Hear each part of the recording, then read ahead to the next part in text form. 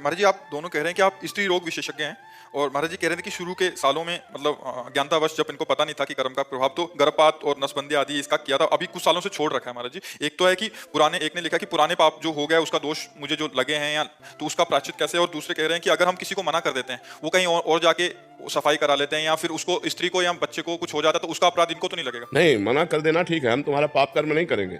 ये मना, हमारा तो भारतीय कानून भी इस बात का विरोध करता है।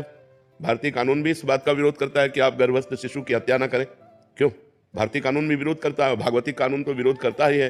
तो हमें लगता है इसको तो करना ही नहीं चाहिए, और जब आप मना कर देते हो तो आप पाप से बच जाती हो। अगर आप उसे कर देते हो तो आपको हत्या का पाप लगेगा, एक जीव की हत्या का पाप लगेगा और वो नरक में जाके भोगना पड़ेगा।